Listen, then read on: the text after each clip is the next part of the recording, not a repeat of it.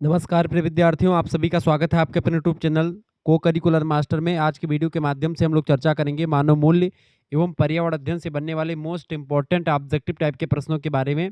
और 100 एमसीक्यूज होंगे ये आपकी परीक्षा के लिए एकदम से बहुत ही नए क्वेश्चंस है आपकी परीक्षा की तैयारी के लिए। अब की बार 2026-27 की परीक्षा में ये क्वेश्चंस परीक्षा में आने वाले हैं। BA, BSc, BCom, BBA, BCA के सेकंड सेमेस्टर में को करिकुलर कोर्स के रूप में मानव मूल्य एवं पर्यावरण अध्ययन शामिल है। तो आइए इससे बनने वाले मोस्ट इंपॉर्टेंट 100 एमसीक्यूज को तीव्र गति से कम समय में समझने का प्रयास करते हैं।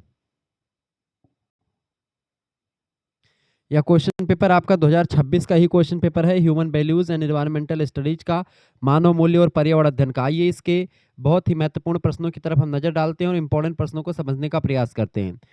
पहला क्वेश्चन है दोस्तों, नैतिकता किसका विज्ञान है?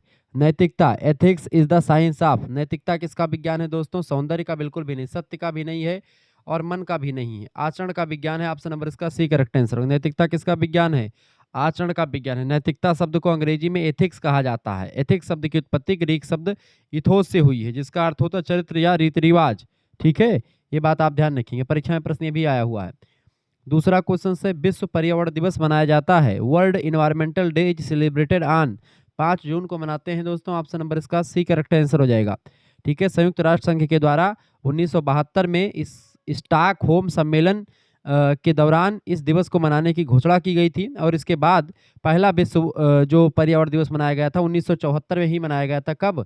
1974 में मनाया गया था। और 1972 में क्या हुआ था?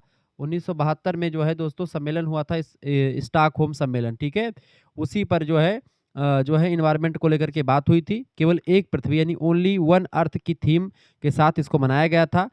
ठीक है, ये बात आप ध्यान रखेंगे। अगला तीसरा प्रश्न आपका आ चुका है, निम्न में से कौन उर्वरक नहीं है? इनमें से कौन सा उर्वरक नहीं दोस्तों? देखें, डीएपी, डीएपी जो होता है डाई अमोनियम फास्फेट कहते हैं इसको, ये भी एक उर्वरक है। ठीक है, एनपीके, एनपीके का मतलब होता है नाइट्रोजन, फास्फोरस, पोटेशियम, ये भी एक प्रकार से आपका जो है उर्वरक होता है। और आपका जो है गमेक्सीन, ये एक प्रकार से दवा होती है गमेक्सीन। ठीक है, यूरिया जो होता है दोस्तों ये भी एक प्रकार का रासायनिक उर्वरक है। CH4N2O रासायनिक उर्वरक है। मिट्टी में पोषक तत्वों को बढ़ा करके फसलों की पैदावार मतलब बढ़ाते हैं, मदद करते हैं। लेकिन जो गैमेक्सीन होता है दोस्तों, ये एक प्रकार से, इसकी बात की तो क्या है, गैमेक्सीन ये एक प्रकार से उर्वरक नहीं है।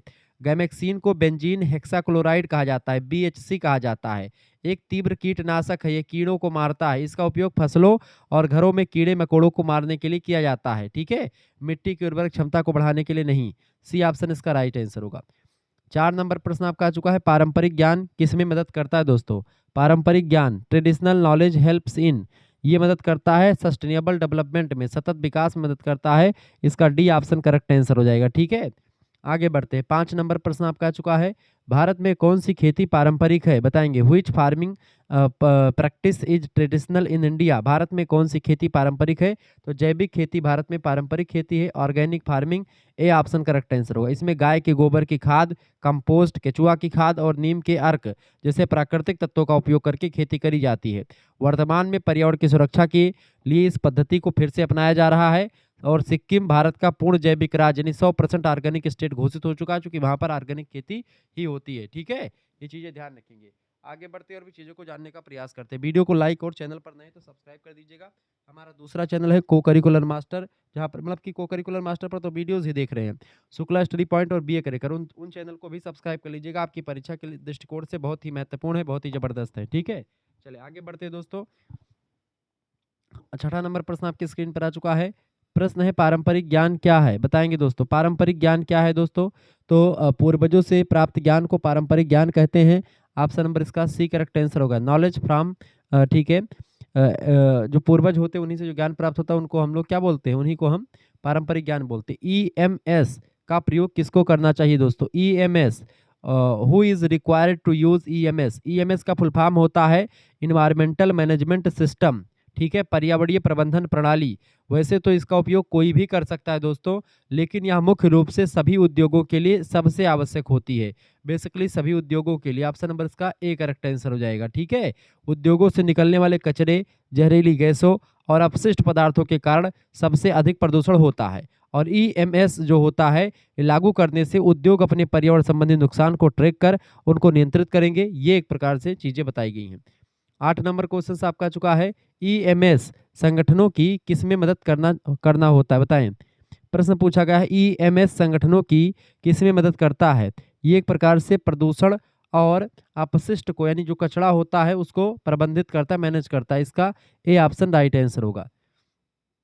9 नंबर प्रश्न आपकी स्क्रीन पर आ चुका है। प्रश्न आईएसओ 14001, आईएसओ 14001, ठीक है। आईएसओ 14001 इज रिलेटेड टू, यानी ये किससे संबंधित है। तो ये संबंधित है दोस्तों पर्यावरण के प्रबंधन से, इन्वायरमेंटल मैनेजमेंट से, ठीक है। आईएसओ की अगर बात की जाए दोस्तों, इंटरनेशनल ऑर्गेनाइजेशन फॉर, मतलब कि इसका फुल फॉर्म क्या होता है आईएसओ का, और इंटरनेशनल ऑर्गेनाइजेशन फॉर स्टैंडर्डाइजेशन, ठीक है, यानी अंतर्राष्ट्रीय मानकीकरण संगठन कहा जाता है, ठीक है। एक वैश्विक मानक होता है ये आईएसओ 14001, या किसी भी कंपनी या संगठन की पर्यावरणीय प्रबंधन प्रणाली की प्रभावशीलता को प्रमाणित करता है और यह दर्शाता है कि संस्था पर्यावरण सुरक्षा के नियमों की पूरी तरह से पालन कर रही है या नहीं कर रही है, ठीक है। 10 नंबर क्वेश्चन से, ईएमएस का पूरा नाम क्या है। ईएमएस का पूरा नाम मैंने आपको बता ही दिया दोस्तों, पर्यावरण प्रबंधन प्रणाली, यानी कि इन्वायरमेंटल मैनेजमेंट सिस्टम, ठीक है। करेक्ट आंसर के पर्यावरण प्रबंधन प्रणाली, दूसरा नंबर पर ऑप्शन होगा B option, environmental management system. अगला 11 नंबर प्रश्न आपके स्क्रीन पर आ चुका है, पर्यावरण प्रबंधन प्रणाली का मुख्य लक्ष्य क्या है। 11 नंबर, पर्यावरणीय प्रबंधन प्रणाली बताएंगे, फटाफट से बताने का प्रयास करेंगे। पर्यावरण प्रबंधन प्रणाली का मुख्य लक्ष्य होता है पर्यावरण प्रभाव को कम करना, ठीक है। ऑप्शन नंबर इसका ए करेक्ट आंसर हो जाएगा। आगे देखते हैं, अगला क्वेश्चन आपकी स्क्रीन पर आ चुका है। वीडियो को लाइक और चैनल पर नए हैं तो सब्सक्राइब कर दीजिएगा। 12 नंबर प्रश्न है, भारत में EIA प्रबंधन कौन सा मंत्रालय करता है, बताएंगे फटाफट से। ये मंत्रालय पर्यावरण वन और जलवायु परिवर्तन मंत्रालय करता है। ऑप्शन नंबर इसका डी करेक्ट आंसर हो जाएगा। इन्वायरमेंटल इम्पैक्ट असेसमेंट कहा जाता है। EIA का फुल फॉर्म क्या होता है। ई माने होता है इन्वायरमेंटल, आई माने होता है इम्पैक्ट, और ए माने होता है असेसमेंट, यानी पर्यावरणीय प्रभाव आकलन। इसका पूरा कार्यभार भारत सरकार का पर्यावरण वन और जलवायु पर्यावरण मंत्रालय, जलवायु परिवर्तन मंत्रालय करता है, ठीक है। भारत में पहली बार वर्ष 1994 में EIA अधिसूचना जारी की गई थी, और इस प्रक्रिया के तहत किसी भी बड़ी परियोजना, जैसे डैम बनाना हुआ, नेशनल हाईवे बनाना हुआ, माइनिंग करना हुआ, या बड़ी इंडस्ट्री को शुरू करने से पहले इस मंत्रालय से हरी झंडी लेना बहुत जरूरी हो गया है, ताकि सुनिश्चित हो सके कि प्रोजेक्ट से पर्यावरण को कोई नुकसान तो नहीं हो रहा। 13 नंबर प्रश्न आपका आ चुका है, पर्यावरणीय लेखा परीक्षण का अर्थ क्या है। पर्यावरणीय लेखा परीक्षण का अर्थ होता है पर्यावरणीय प्रदर्शन की जांच। ए ऑप्शन इसका राइट आंसर हो जाएगा। 14 नंबर प्रश्न आपकी स्क्रीन पर आ चुका दोस्तों। 14 नंबर प्रश्न है, मूल्य आधारित संगठन में किस बात पर जोर दिया गया है। 14 नंबर, मूल्य आधारित संगठन में दोस्तों मानव मूल्य पर जोर दिया गया है। ऑप्शन नंबर इसका बी करेक्ट आंसर हो जाएगा। 15 नंबर प्रश्न आपका आ चुका, मूल्य आधारित संगठन किसे किसे बढ़ावा देता है। मूल्य आधारित संगठन जो है ये नैतिक आचरण को बढ़ावा देता है। ए ऑप्शन इसका राइट आंसर होगा। 16 नंबर प्रश्न है, चरित्र निर्माण किसके लिए आवश्यक है दोस्तों। चरित्र निर्माण आवश्यक है व्यक्तिगत और समाज विकास के लिए, दोनों के लिए। ऑप्शन नंबर इसका पर्सनल और सोशल डेवलपमेंट, दोनों के लिए। डी ऑप्शन इसका राइट आंसर होगा। 17 नंबर प्रश्न आपका आ चुका है, पारिस्थितिकी तंत्र में ऊर्जा किस दिशा में प्रवाहित होती है दोस्तों। Energy in an ecosystem flow in which direction. पारिस्थितिकी तंत्र में ऊर्जा की दिशा जो होती है पहले उत्पादक से शुरू होती है, उत्पादक, फिर उत्पादक से उपभोक्ता में जाती है, फिर उपभोक्ता से अपघटक में जाती है। सी ऑप्शन इसका करेक्ट आंसर हो जाएगा। यही प्रक्रिया चलती रहती है, ठीक है। ये बात एक दिशीय, हमेशा ऊर्जा का प्रवाह एक दिशीय ही होता है। इसकी शुरुआत सूर्य की रोशनी से होती है, जिसका उपयोग करके उत्पादक जो होते हैं यानी हरे पौधे प्रकाश संश्लेषण की क्रिया के द्वारा अपना भोजन बनाते हैं। इन पौधों को उपभोक्ता जो होता है यानी शाकाहारी और मांसाहारी जीव खाते हैं। जब वो जीव मर जाते हैं तब अपघटक यानी उनको जो है बैक्टीरिया और कवक मिलकर के उनके शरीर को सड़ा गला करके फिर ऊर्जा में एक प्रकार से विलीन कर देते हैं, ठीक है। तो मिट्टी में वापस मिला देते हैं। तो इसी प्रक्रिया को दोस्तों हम कहते हैं पारिस्थितिक तंत्र में ऊर्जा की दिशा जो होती है। तो उपभोक्ता पहले सूर्य के प्रकाश से खाना बनाएगा, ठीक है। फिर उसके बाद में उत्पादक जो होगा खाना बनाएगा, मतलब सूर्य के प्रकाश से उत्पादक को उपभोक्ता ग्रहण करेगा। फिर उपभोक्ता जब मर जाएगा उसके शरीर को बैक्टीरिया वगैरह उसको गला करके फिर मिट्टी में मिला देंगे, ठीक है। 18 नंबर क्वेश्चन आपका चुका, EIA का मुख्य उद्देश्य क्या है। EIA फुल फॉर्म क्या होता है, इन्वायरमेंटल इम्पैक्ट असेसमेंट, ठीक है। इसका मुख्य उद्देश्य होता है किसी परियोजना से पहले पर्यावरणीय प्रभावों का अनुमान लगाया जाए। ऑप्शन नंबर लगाना, ए ऑप्शन इसका करेक्ट आंसर होगा। 19 नंबर क्वेश्चन आपका आ चुका, ऊर्जा पिरामिड के शीर्ष स्तर में होते हैं। 19 नंबर, ऊर्जा पिरामिड के शीर्ष स्तर में क्या होते हैं दोस्तों? ऊर्जा पिरामिड के शीर्ष स्तर में होते हैं, क्या होते हैं दोस्तों?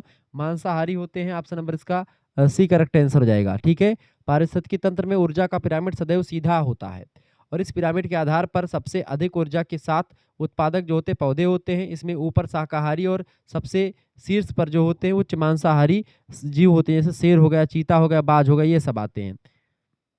20 नंबर क्वेश्चन से आपका आ चुका। प्रत्येक पोषण स्तर पर प्रश्न है दोस्तों, प्रत्येक पोषण स्तर पर ऊर्जा घटती है क्योंकि यह नष्ट मतलब कि क्या होती है बताएं? प्रत्येक पोषण स्तर पर ऊर्जा घटती है क्योंकि यह चयापचय क्रियाओं में उपयोग होती है।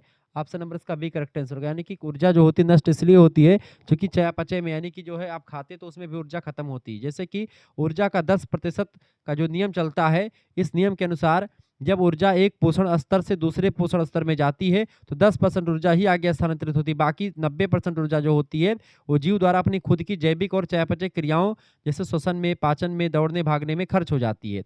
तो कुछ हिस्सा ऊष्मा के रूप में वातावरण में विलीन हो जाता है। कहने का मतलब है अगर आपने घास फूस खाया तो घास फूस का मात्र 10% हिस्सा ही मनुष्य के पास जाएगा और बाकी 90% वो खत्म हो जाएगा। अब मनुष्य को अगर मान लेते हैं शेर खा रहा है तो मनुष्य का 10% हिस्सा ही जो है शेर पाएगा, बाकी 90% हिस्सा मनुष्य शोषण करने में, पाचन करने में, इन सभी में नष्ट कर देता है। 21 नंबर क्वेश्चन से आपका आ चुका है। सौहार्द बनाए रखना चाहिए दोस्तों, सौहार्द बनाए रखना चाहिए शरीर और जीवन के बीच में, दोनों के बिल्कुल ठीक है। स्वयं और समाज के बीच में, जीवन और पर्यावरण के बीच में, इन सभी के बीच में हमको सौहार्द बनाए रखना चाहिए। ऑप्शन नंबर इसका डी, उपरोक्त सभी करेक्ट आंसर होगा। 22 नंबर क्वेश्चन से एक जाति जिसके विलुप्त होने का खतरा है कहलाती है। 22 नंबर, एक जाति जिसके विलुप्त होने का खतरा है उसको बोलते हैं संकटग्रस्त जातियां। ऑप्शन नंबर इसका ए करेक्ट आंसर हो जाएगा। ठीक है, रेड डेटा बुक जो है उसमें एक प्रकार से इसको इंक्लूड किया जाता है जो खत्म होने की प्रजातियां होती हैं, जो संकटग्रस्त प्रजातियां होती हैं उनको। 23 नंबर प्रश्न है, holistic approach in decision making किस पर जोर देता है बताएंगे फटाफट से। Holistic approach in decision making ये जोर देता है समग्र और एकीकृत सोच पर। ऑप्शन नंबर इसका बी करेक्ट आंसर होगा, ओवरऑल एंड इंटीग्रेटेड थिंकिंग पर। ठीक है, 24 नंबर क्वेश्चन से, विवेकानंद आधुनिक भारत के निर्माता हैं, कथन किसका है? विवेकानंद आधुनिक भारत के निर्माता है दोस्तों, नेताजी सुभाष चंद्र बोस जी का कथन है। ऑप्शन नंबर इसका ए करेक्ट आंसर हो जाएगा। 22 जनवरी 1863 को जन्म हुआ था। 22 जनवरी को विश्व युवा मतलब कि भारतीय युवा दिवस के रूप में मनाते हैं, स्वामी विवेकानंद के जन्म दिवस के रूप में। 4 जुलाई 1902 को मृत्यु हो जाती है। क्रांतिकारी और ओजस्वी विचारों के से प्रभावित होकर के नेताजी सुभाष चंद्र बोस ने उन्हें आधुनिक भारत का आध्यात्मिक पिता कहा और आधुनिक भारत का निर्माता भी कहा।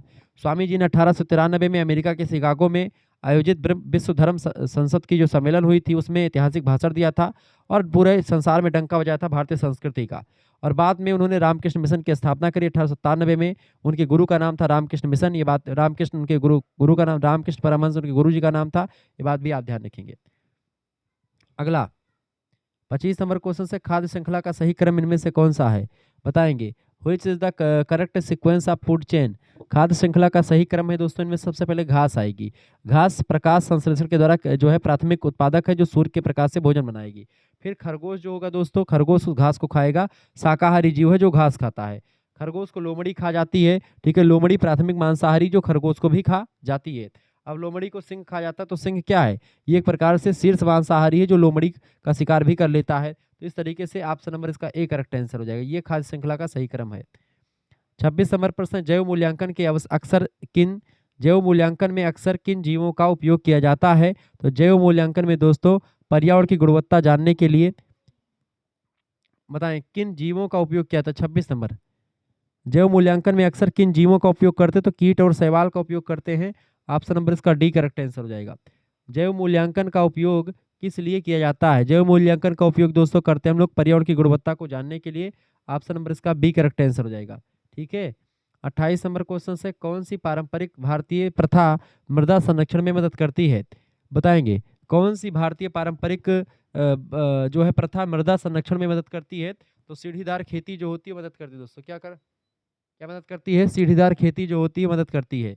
ऑप्शन नंबर इसका ए करेक्ट आंसर हो जाएगा। जैसे जैसे मानव आबादी जो है, देखिए पहाड़ी और ढलान वाले एरिया पर जो होते मिट्टी की उपजाऊ परत बह जाती है, इसीलिए जो है उसको रोकने के लिए सीढ़ीदार कृषि करी जाती है। 29 नंबर क्वेश्चन से आपका आ चुका, बढ़ती मानव जनसंख्या का परिणाम क्या है? बढ़ती मानव जनसंख्या का परिणाम है कि पर्यावरण का क्षरण हो रहा है, पर्यावरण नष्ट हो रहा है। बी ऑप्शन इसका राइट आंसर होगा। सतत विकास का उद्देश्य क्या है? 30 नंबर, सतत विकास सस्टेनेबल डेवलपमेंट EM2 इसका उद्देश्य है वर्तमान और भविष्य की आवश्यकताओं में संतुलन बनाए रखना। बिल्कुल राइट आंसर हो जाएगा इसका बी ऑप्शन, ठीक है। बी ऑप्शन इसका बिल्कुल करेक्ट आंसर हो जाएगा, ताकि भविष्य की पीढ़ी भी संसाधनों का दोहन कर पाए। 31 नंबर क्वेश्चन है, सतत सतत विकास की अवधारणा को लोकप्रिय बनाने वाला संगठन इनमें से कौन सा है? सतत विकास की अवधारणा को लोकप्रिय बनाने वाला संगठन दोस्तों ब्रटलैंड आयोग है। ऑप्शन नंबर इसका डी करेक्ट आंसर हो जाएगा, ठीक है। ब्रटलैंड आयोग की अगर बात की जाए तो ये वर्ष 1987 में अपनी ऐतिहासिक और युगांतकारी रिपोर्ट जारी की थी, जिसका शीर्षक था आवर कॉमन फ्यूचर। इसी रिपोर्ट में सतत विकास की सर्वमान्य परिभाषा भी दी गई थी।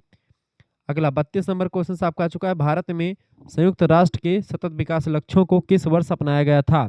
तो भारत में संयुक्त राष्ट्र के सतत विकास लक्ष्यों को 2015 में अपनाया गया था। ऑप्शन नंबर इसका बी करेक्ट आंसर हो जाएगा, ठीक है। एजेंडा अच्छा सतत विकास लक्ष्य सस्टेनेबल डेवलपमेंट गोल्स SDG का प्रस्ताव पारित किया गया था 2015 में।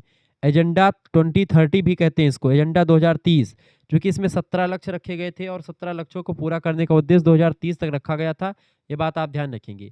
और भारत में इन लक्ष्यों का क्रियान्वयन और निगरानी रखने की जिम्मेदारी जो दी गई है वो नीति आयोग को दी गई, जिसका जो है अध्यक्ष स्वयं प्रधानमंत्री होता है। 33 नंबर प्रश्न है, सर्कुलर अर्थव्यवस्था बढ़ावा देती है दोस्तों किसको? सर्कुलर अर्थव्यवस्था जो होती है किसको बढ़ावा देती है? पुनः उपयोग और पुनः चक्रण को, यानी कि रीयूज रीसाइक्लिंग को बढ़ावा देता है, ठीक है। जैसे कि सामान बनाओ, उपयोग करो और फेंक दो, ये सिद्धांत पर चलती है, जिससे बहुत कचरा पैदा होता है। जो है पारंपरिक लाइनर अर्थव्यवस्था है, वो क्या करती है? सामान बनाओ, सामान का उपयोग करो, उसको फेंक दो, ये सिद्धांत पर काम करती है, जिससे कचरा बहुत ज़्यादा हो जाता है। इसके विपरीत पुनः मतलब कि ये सर्कुलर अर्थव्यवस्था जब आई, इसके तहत 3R का सिद्धांत आया, रिड्यूस यानी कम करना, रीयूज पुनः उपयोग करना और रिसाइकलिंग पुनर्चक्रण करना। यानी कि इसमें किसी भी उत्पाद को इस तरह से डिजाइन किया जाता है कि खराब होने के बाद भी उसके जो पुर्जे होते हैं या कच्चा माल होता है उसको दोबारा मतलब उसको कच्चे माल में दोबारा काम में लिया जा सके, ठीक है। इससे क्या होता है कि चीजें कचरा नहीं फैलता, सर्कुलर अर्थव्यवस्था इसी को कहते हैं। 34 नंबर प्रश्न आपका आ चुका है, एपीजे अब्दुल कलाम का दृष्टिकोण किसकी भूमिका से संबंधित है? एपीजे अब्दुल कलाम का जो है दृष्टिकोण दोस्तों अभिभावक और शिक्षक भूमिका से संबंधित है। ऑप्शन नंबर इसका सी करेक्ट आंसर हो जाएगा। अगला 35 नंबर प्रश्न आपका आ चुका है, सर्कुलर अर्थव्यवस्था में उद्यमिता का ध्यान केंद्रित है। 35 नंबर, सर्कुलर अर्थव्यवस्था में उद्यमिता का ध्यान केंद्रित है दोस्तों उत्पाद के पुनः उपयोग और नवाचार पर। ऑप्शन नंबर इसका डी करेक्ट आंसर हो जाएगा। आगे बढ़ते हैं, 36 नंबर क्वेश्चन आपका आ चुका है। वीडियो को लाइक और चैनल पर नए हैं तो सब्सक्राइब कर दीजिएगा। प्रश्न आपका आ चुका है, राष्ट्रीय हरित अधिकरण की क्या भूमिका है? बताएंगे दोस्तों, राष्ट्रीय हरित अधिकरण फटाफट से आप बताएंगे।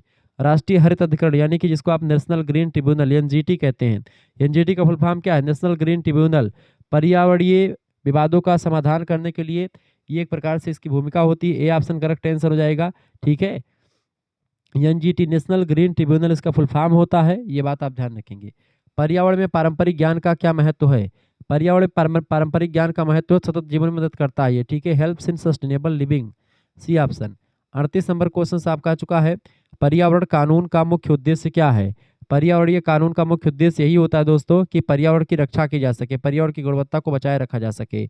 ए ऑप्शन करेक्ट आंसर होगा। 39 नंबर क्वेश्चन से, भारत में राष्ट्रीय हरित अधिकरण की स्थापना कब हुई? 2010 में। ऑप्शन नंबर इसका बी करेक्ट आंसर हो जाएगा, एनजीटी नेशनल ग्रीन ट्रिब्यूनल। राष्ट्रीय हरित अधिकरण 18 अक्टूबर 2010 को राष्ट्रीय हरित अधिकरण अधिनियम 2010 के तहत की गई थी इसकी स्थापना, ठीक है। इसका मुख्यालय दोस्तों केंद्रीय और मुख्य मुख्यालय नई दिल्ली में स्थित है। इसके 4 क्षेत्रीय कार्यालय भी हैं, जो भोपाल में है, पुणे में है, कोलकाता और चेन्नई। भोपाल, पुणे, कोलकाता, चेन्नई, ठीक है। इसमें एक प्रकार 4 मुख्यालय और हैं और एक मुख्य मुख्यालय जो है वो नई दिल्ली में है। इसके पहले अध्यक्ष बने थे जस्टिस लोकेश्वर सिंह पट्टा, ये बात आप ध्यान रखेंगे। 40 नंबर क्वेश्चन आपका आ चुका है, वायु गुणवत्ता सूचकांक AQI किस चीज को मापता है? Air quality index.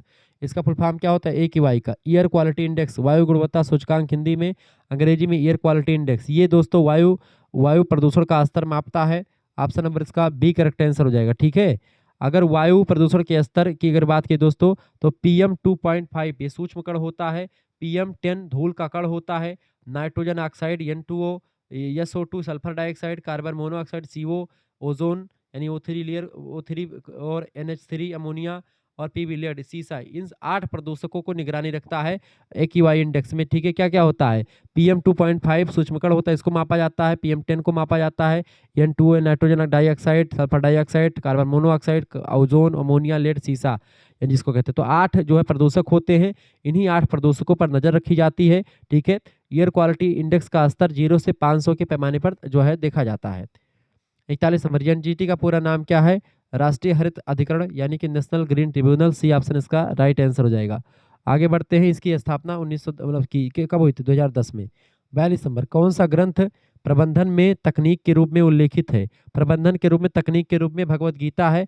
Bhagavad Gita में मैनेजमेंट के बारे में सबसे अधिक, नेतृत्व क्षमता के बारे में सबसे बेहतरीन रचना मानी जाती है अब तक की। ठीक है, पूरे संसार में ऐसी कोई रचना नहीं जो इस तरीके की लीडरशिप डेवलपमेंट पर काम करती। तनाव प्रबंधन, स्ट्रेस मैनेजमेंट, निष्काम कर्म योग, यानी कि work without attachment to result, आत्म प्रेरणा, सेल्फ मोटिवेशन, संकट प्रबंधन, क्रिसिस मैनेजमेंट, इन सभी की तकनीकों के बारे में भगवत गीता एकमात्र रचना जो कि मदद करती है। 43 नंबर क्वेश्चन से 7 पापों की अवधारणा किसने दी है? 7 सिंस। 7 पापों की अवधारणा किसने दी है दोस्तों? गांधी जी ने दी। किसने दी है? गांधी जी ने 7 पापों की अवधारणा दी है। ये बात आप ध्यान रखेंगे। कितने पापों की? 7 पापों की अवधारणा दी है दोस्तों। कौन कौन से 7 पाप है गांधी जी के अनुसार? 1925 में साप्ताहिक पत्र इनका प्रकाशित होता था, एक हफ्ते पर आता था, यंग इंडिया नाम का। 7 सामाजिक पापों की सूची प्रकाशित की थी। 7 पाप कौन कौन से दोस्तों? किसका था? महात्मा गांधी का था। पहला पाप था सिद्धांत के बिना राजनीति। अगर आप राजनीति कर रहे हो, सिद्धांत नहीं, तो आप पाप ही कर रहे हैं। दूसरा, परिश्रम के बिना धन। अगर धन आप कमा रहे बिना परिश्रम किए तो भी वो पाप ही है। तीसरा, विवेक के बिना आनंद, यानी कि अगर आपके पास विवेक नहीं और आनंद की प्राप्ति कर रहे हैं तो भी गलत बात है। चौथी बात है, ठीक है, चरित्र के बिना ज्ञान। अगर ज्ञान आपके पास बहुत ज़्यादा है और चरित्र आपके पास बिल्कुल गलत है तो बेकार, खत्म, टाटा बाय बाय। पांचवा, ठीक है, नैतिकता के बिना वाणिज्य, यानी कि अगर आप व्यापार कर रहे हो और उसमें मोरालिटी नहीं, नैतिकता नहीं है तो भी बर्बाद है वो। छठा, मानवता के बिना विज्ञान। अगर विज्ञान आपका बहुत आगे बढ़ रहा है और मानवता उसमें, मनुष्य को कोई फायदा नहीं तो बेकार है। सातवां, ठीक है, त्याग के बिना पूजा, यानी कि अगर पूजा करें और बिना त्याग के पूजा करें, त्याग ही नहीं, तो फिर बिना पूजा का कोई मतलब नहीं, पाप ही होता है। तो ये 7 पापों की अवधारणा किसने दी? गांधी जी ने बताई थी। 44 प्रश्न है। 44 नंबर, भारतीय संगठन में मानव मूल्यों का मुख्य ध्यान किस पर है? बताएंगे। भारतीय संगठन में मानव मूल्यों का मुख्य ध्यान जो है चरित्र निर्माण पर है। ऑप्शन नंबर इसका सी करेक्ट आंसर होगा। 45 नंबर, चरित्र निर्माण के लिए किसके दर्शन शास्त्र का उल्लेख किया है? बताएं। 45 नंबर, चरित्र निर्माण के लिए किसके दर्शन शास्त्र का उल्लेख किया गया है? स्वामी विवेकानंद जी के। सी ऑप्शन राइट आंसर होगा। भगवत गीता कौन सी अवधारणा प्रबंधन में लागू की गई है? 46 नंबर, राइट आंसर हो जाएगा कर्मयोग में। ऑप्शन नंबर इसका ए करेक्ट आंसर हो जाएगा, कर्मयोग। ठीक है, अगला क्वेश्चन आपके स्क्रीन पर आ चुका है, फटाफट से आप देखने का प्रयास करेंगे। 47 नंबर, निर्णय लेना एक प्रक्रिया है। निर्णय लेना एक प्रक्रिया है, विकल्पों में से चुनना। ठीक है, चूजिंग अमंग जो है अल्टरनेटिव्स। ठीक है, अगला क्वेश्चन 48 नंबर प्रश्न है, मानव मूल्य और वर्तमान प्रथाएं किस मुद्दे से संबंधित हैं? तो ये दोस्तों भ्रष्टाचार और रिश्वत से रिलेटेड है। ऑप्शन नंबर इसका बी करेक्ट आंसर हो जाएगा। 49 नंबर क्वेश्चन से, यूके रिश्वत अधिनियम संबंधित है। यूके यानी यूनाइटेड किंगडम, रिश्वत अधिनियम 2010 में आया था दोस्तों। यूनाइटेड किंगडम रिश्वतखोरी अधिनियम 2010 में आया था, रिश्वत की रोकथाम के लिए। ऑप्शन नंबर इसका बी करेक्ट आंसर हो जाएगा। 8 अप्रैल 2010 को पारित किया गया था, 1 जुलाई 2011 से लागू हुआ है। ठीक है, 50 नंबर क्वेश्चन आपका आ चुका, आधुनिक समय में गोपनीयता समस्या का उदाहरण इनमें से कौन सा है? आधुनिक समय में गोपनीयता समस्या का उदाहरण दोस्तों इनमें से साइबर खतरा होता है। ऑप्शन नंबर इसका ए करेक्ट आंसर हो जाएगा। अगला 51 नंबर क्वेश्चन आपका आ चुका है, भगवत गीता किसके लिए तकनीक प्रदान करती है? 51 नंबर, भगवत गीता दोस्तों प्रबंधन और नेतृत्व के लिए तकनीक प्रदान करती है। इसका सी ऑप्शन बिल्कुल राइट आंसर होगा। 52 नंबर क्वेश्चन से, समग्र प्रबंधन का अर्थ क्या होता है? समग्र प्रबंधन का मतलब होता है सभी पहलुओं पर विचार करना। बी ऑप्शन इसका करेक्ट आंसर हो जाएगा। ठीक है, नेक्स्ट क्वेश्चन 53 नंबर प्रश्न आपका आ चुका, कौन सा ग्रंथ समग्र निर्णय लेने से संबंधित है? समग्र निर्णय लेने से संबंधित ग्रंथ है दोस्तों श्रीमद् भगवत गीता, जिसको लिखा है श्रीमती मतलब कि श्री वेदव्यास जी ने। कृष्णद्वैपायन वेदव्यास का ग्रंथ है महाभारत। उसी महाभारत के भीष्म पर्व से गीता को लिया गया है। ठीक है, इसमें आप देखते हैं बहुत जबरदस्त बातें बताई गई। भगवान श्री कृष्ण अर्जुन को समझाते हैं, अर्जुन को उपदेश देते हैं। दुविधा का अर्थ क्या है दोस्तों? दुविधा का अर्थ होता है दो या अधिक विकल्पों के बीच में चुनाव के बीच में भ्रम हो जब उत्पन्न हो जाए तो उसी को दुविधा कहते हैं। कंफ्यूजन बिटवीन टू और मोर ऑप्शंस। ऑप्शन नंबर इसका बी करेक्ट आंसर होगा। 55 नंबर प्रश्न आपका जो, सोशल मीडिया पर दुविधा अक्सर किससे संबंधित होती है? सोशल मीडिया पर दुविधा दोस्तों साइबर सुरक्षा और गोपनीयता की दुविधा होती है। ठीक है, ए ऑप्शन करेक्ट आंसर हो जाएगा इसका। अगला समग्र दृष्टिकोण जोड़ता है किसको? 56 नंबर। समग्र दृष्टिकोण मन, शरीर और आत्मा को जोड़ता है। ऑप्शन नंबर इसका ए करेक्ट आंसर होगा। समग्र निर्णय में भावनाएं, समग्र निर्णय में भावनाएं जो होती तर्क के साथ विचार की जाती हैं दोस्तों। ऑप्शन नंबर इसका बी करेक्ट आंसर हो जाएगा। आगे देखते हैं 58 नंबर प्रश्न आपका आ चुका है।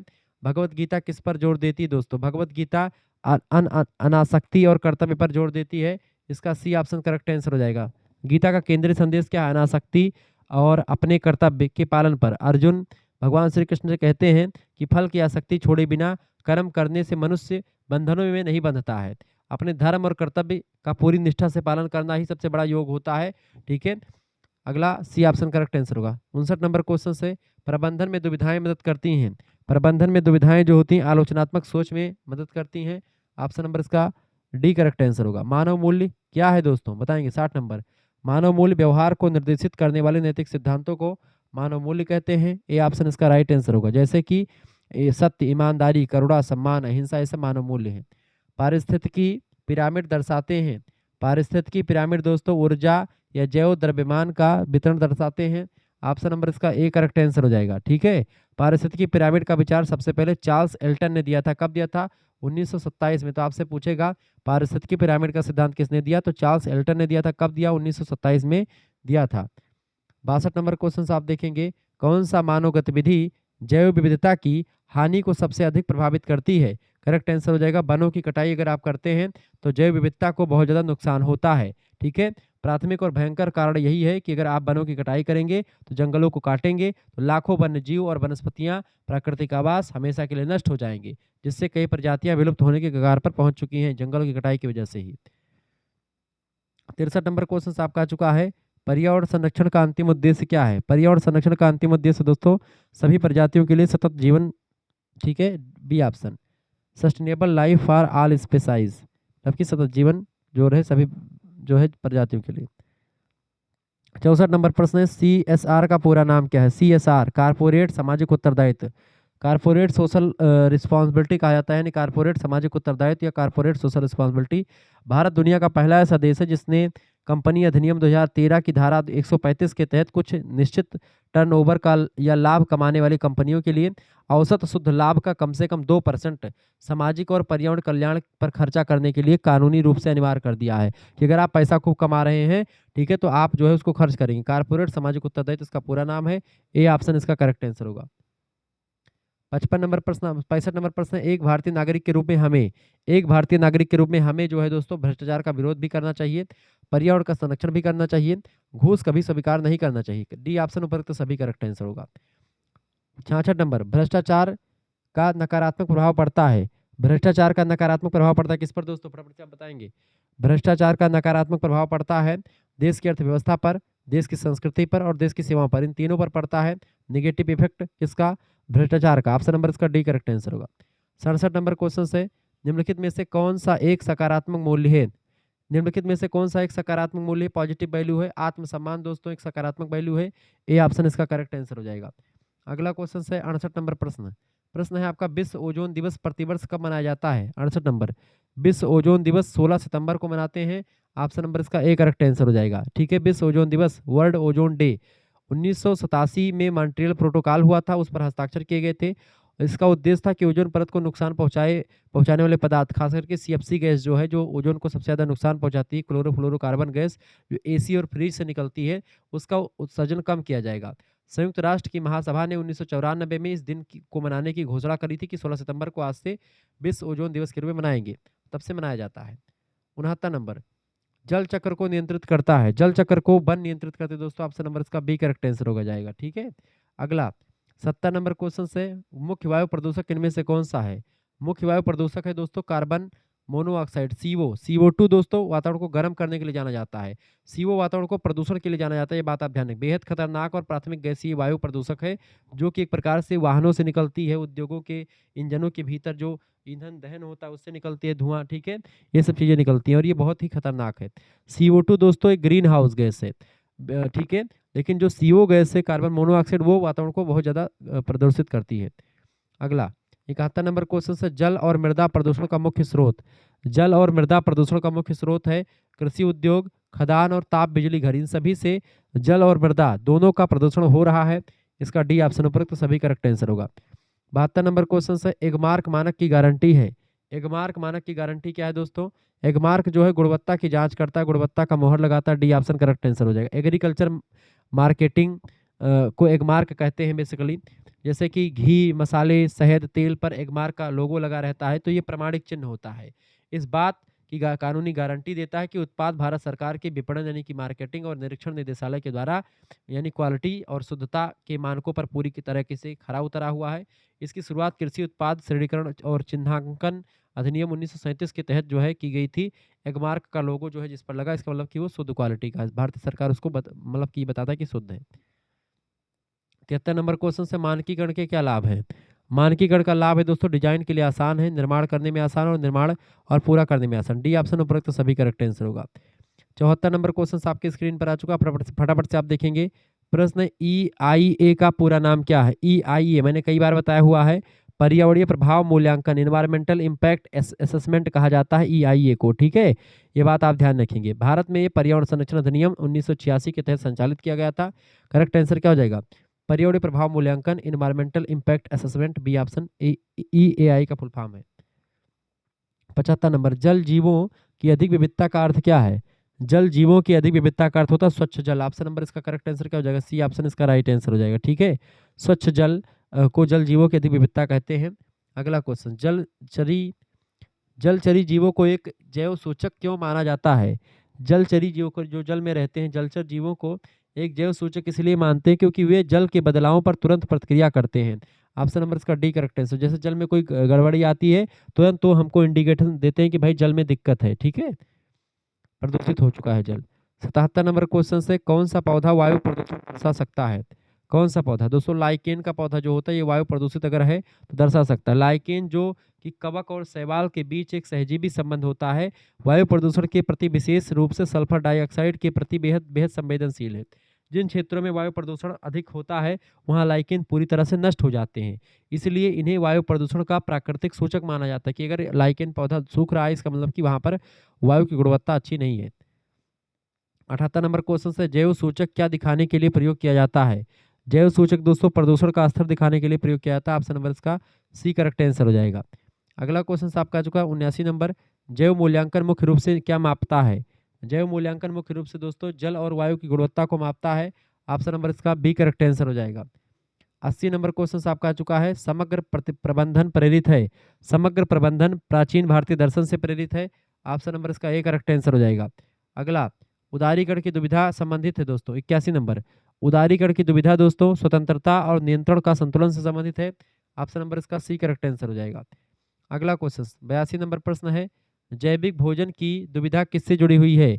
जैविक भोजन की दुविधा स्वास्थ्य बनाम लागत से जुड़ी हुई है। ए ऑप्शन, चूंकि स्वास्थ्य अच्छा रहेगा लेकिन लागत बहुत लगती है इसमें, ठीक है, जैविक भोजन में, इसलिए ये दुविधा बनी हुई है। 83 नंबर क्वेश्चन से, निम्न में से कौन सी ग्रीन हाउस गैस नहीं है? ग्रीन हाउस गैस इनमें से कौन सी नहीं दोस्तों? ऑक्सीजन कोई ग्रीन हाउस गैस नहीं है, बाकी chlorofluorocarbon CFC gas green house gas है, वातावरण को गर्म करती। CH4 यानी मीथेन भी गैस है, और कार्बन डाइऑक्साइड CO2, ये तीनों गैसें जो है ग्रीन हाउस गैस से वातावरण को गर्म करने के लिए जिम्मेदार है, ठीक है। ग्रीन हाउस गैस मतलब होता है कि जो है हरित गृह प्रभाव डालने वाली गैस, यानी कि यह वातावरण को गर्म बहुत करती है। ऑक्सीजन जो है एक अच्छी गैस है। 84 नंबर, ऊर्जा के किस रूप में प्रदूषण की समस्या नहीं होती है? ऊर्जा के किस रूप में दोस्तों? तो सौर रूप में प्रदूषण की समस्या बहुत कम होती है। डी ऑप्शन राइट आंसर होगा। बाकी कोयला, परमाणु, पेट्रोल, इन सभी में प्रदूषण होता है। 85 नंबर प्रश्न आपका आ चुका है दोस्तों, निर्वनीकरण सामान्यतः कम करता है। निर्वनीकरण वर्षा जो होता है, वर्षा, रेनफॉल, निर्वनीकरण यानी जंगलों में अंधाधुंध कटान के कारण से मतलब कि जो वाष्पोत्सर्जन की प्रक्रिया बंद हो जाती है, धीमी हो जाती है, जिससे वायुमंडल में नमी कम हो जाती है। इसके विपरीत मतलब इसके परिणाम स्वरूप वर्षा में भारी कमी आ जाती है, और इसके विपरीत वनों के काटने से मृदा अपरदन, सूखा, ग्लोबल वार्मिंग जैसी समस्याएं बढ़ती हैं, कम नहीं होती हैं, ठीक है। तो निर्वनीकरण सामान्यतः कम करता है, वर्षा अगर होगी तो कम करेगा, बाकी सूखा, मृदा अपरदन और वैश्विक तापन ये सब निर्वनीकरण को एक प्रकार से बढ़ावा उससे बढ़ जाएंगे। 86 नंबर क्वेश्चन से, निम्नलिखित में से कौन सा एक गैर नवीकरणीय संसाधन है? यानी कि ऐसे संसाधन जो कि एक प्रकार से प्रदूषण भी उत्पन्न करता है और ख़त्म भी हो सकता है। यानी कोयला जो होता है ये एक प्रकार से अनवीकरणीय संसाधन है या गैर नवीकरणीय संसाधन है, मतलब कि ये ख़त्म हो सकता है। जबकि वन, जंगल, जल, वन्य जीव ये सब जो है, ये सब क्या है दोस्तों? नवीकरणीय संसाधन है। अगला क्वेश्चन 87 नंबर प्रश्न है, पर्यावरण संरक्षण का उत्तरदायित्व किसका है? पर्यावरण संरक्षण का उत्तरदायित्व तो है दोस्तों सरकार का भी, शिक्षण संस्थाओं का भी और जनता का भी, सभी का उत्तरदायित्व है। डी ऑप्शन, खास करके जनता अगर सजग रहेगी तो सब कुछ सही रहेगा। 88 नंबर, मानकीकरण की दुविधा का अर्थ क्या है? मानकीकरण की दुविधा का अर्थ है दोस्तों एक रूपता और रचनात्मकता के बीच चयन करना। ऑप्शन नंबर इसका डी करेक्ट आंसर हो जाएगा। 89 नंबर क्वेश्चन आपका आ चुका है दोस्तों। प्रश्न है गुणवत्ता मानकों की दुविधा संबंधित है। 89 नंबर, गुणवत्ता मानकों की दुविधा गुणवत्ता बनाए रखना बनाम लागत घटाने से संबंधित है। ऑप्शन नंबर इसका ए करेक्ट आंसर हो जाएगा। 90 नंबर क्वेश्चन आपका आ चुका है, पारिस्थितिकी पिरामिड का आधार दर्शाता है। 90 नंबर, पारिस्थितिकी पिरामिड का आधार दोस्तों उत्पादक दर्शाते हैं। ऑप्शन नंबर इसका बी करेक्ट आंसर हो जाएगा। ठीक है, तो किसी भी पारिस्थितिकी पिरामिड का जो सबसे निचला यानी आधार हिस्सा होता है वह हमेशा उत्पादकों यानी हरे पौधों और वनस्पतियों को दर्शाता है। ठीक है, ये सब सूर्य के प्रकाश से अपना भोजन बनाते हैं प्रकाश संश्लेषण की क्रिया के द्वारा। 91 नंबर क्वेश्चन आपका आ चुका है दोस्तों, इन सीटू कंजर्वेशन क्या है? इन सीटू संरक्षण का मतलब ये होता है कि प्रजातियों को उनके प्राकृतिक आवास यानी जहाँ पर वो रहते हैं उसी आवास में ही उनको सुरक्षा प्रदान की जाए, उनको हम बोलते हैं इन सीटू कंजर्वेशन। ठीक है, प्रजातियों को उनके प्राकृतिक आवास के बाहर संरक्षित करने को हम लोग एक्स सीटू, ठीक है, एक्स सीटू कंजर्वेशन कहते हैं। ठीक है, ये बात आप ध्यान रखेंगे। एक्स सीटू मतलब होता है वो बाहर, ठीक है, लेकिन जो है उसके प्रजातियों को उनके अंदर ही उसको रिजर्व घोषित करके वहीं पर ही उनकी सेवा पाती की जाए तो वो होता है इन सीटू कंजर्वेशन। 92 नंबर प्रश्न है, एक्स सीटू संरक्षण का उदाहरण क्या है? चिड़ियाघर, जैसे चिड़ियाघर में तमाम सारे जो है जानवरों को डाल दिया जाता है तो वो होता है बाह्य स्थानीय संरक्षण तकनीक। ठीक है, जिसमें जीवों और वनस्पतियों को उनके प्राकृतिक आवास से दूर किसी मानव निर्मित या कृत्रिम रूप से सुरक्षित स्थान पर रखा जाता है, जैसे चिड़ियाघर, वनस्पतिक उद्यान, जीन बैंक हो गया। ठीक है, तो ये सब होते हैं। और जबकि आप देखते हैं राष्ट्रीय उद्यान, वन्य जीव अभ्यारण्य और जैव मंडल आरक्षित क्षेत्र जो होते हैं ये सब आपके इन सीटू कंजर्वेशन होते हैं। 93 नंबर प्रश्न, निम्नलिखित में से कौन सा इन सीटू संरक्षण का उदाहरण है? इन सीटू का उदाहरण में से राष्ट्रीय उद्यान इन सीटू होता है, बाकी वनस्पति उद्यान, बीज बैंक और चिड़ियाघर ये सब आपके एक्स सीटू कंजर्वेशन है। 94 नंबर प्रश्न, प्रकृति की प्रमुख संरचनात्मक और कार्यात्मक इकाई इनमें से क्या है? 94 नंबर, प्रकृति की प्रमुख संरचनात्मक और कार्यात्मक इकाई होती पारिस्थितिकी तंत्र, इकोसिस्टम। ऑप्शन नंबर इसका बी करेक्ट आंसर होगा। 95 नंबर प्रश्न, पारिस्थितिकी तंत्र में उत्पादक समानता होते हैं। पारिस्थितिकी तंत्र में उत्पादक दोस्तों पौधे होते हैं। ऑप्शन नंबर इसका सी करेक्ट आंसर होगा, क्योंकि ये अपना भोजन स्वयं बनाते हैं।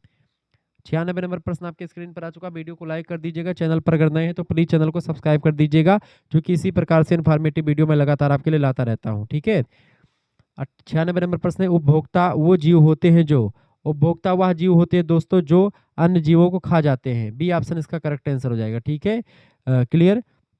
जैसे शाकाहारी जीव पौधों को खाते हैं और मांसाहारी जीव अन्य जंतुओं को खा जाते हैं। अपघटक महत्वपूर्ण भूमिका निभाते हैं। अपघटक जो है दोस्तों मृत पदार्थ को तोड़ने में भूमिका निभाते हैं। ऑप्शन नंबर इसका डी करेक्ट आंसर हो जाएगा, ब्रेकिंग डाउन डेड मैटर्स।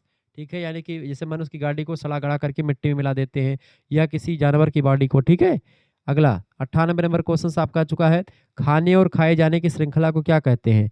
खाने और खाए जाने की श्रृंखला को दोस्तों हम लोग क्या कहते हैं? उसको हम खाद्य श्रृंखला कहते हैं। ऑप्शन नंबर इसका करेक्ट आंसर क्या हो जाएगा? A option. जैसे कि घास को टिड्डा खाता, टिड्डा को मेढक खाता, मेढक को सांप खाता, सांप को बाज खाता है। ये फूड चेन की एक कतार होती है। 99 नंबर प्रश्न है, परस्पर जुड़ी खाद्य श्रृंखलाओं का जाल क्या कहलाता है? परस्पर जुड़ी खाद्य श्रृंखलाओं के जाल को खाद्य जाल कहते हैं। ऑप्शन नंबर इसका बी करेक्ट आंसर हो जाएगा।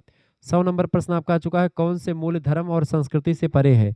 कौन से मूल्य धर्म और संस्कृति से परा है? इनमें से परे है धार्मिक मतलब लौकिक मूल्य जो होता है दोस्तों ये धर्म और संस्कृति से परे होता है।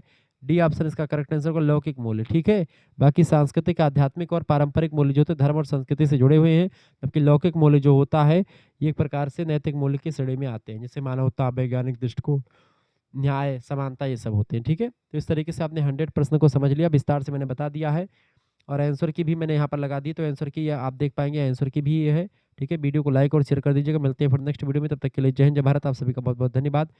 हमारे से जुड़ने के लिए इसी प्रकार से अपना प्यार दुलार हमेशा बनाए रखेंगे। वीडियो को लाइक और शेयर कर दीजिएगा।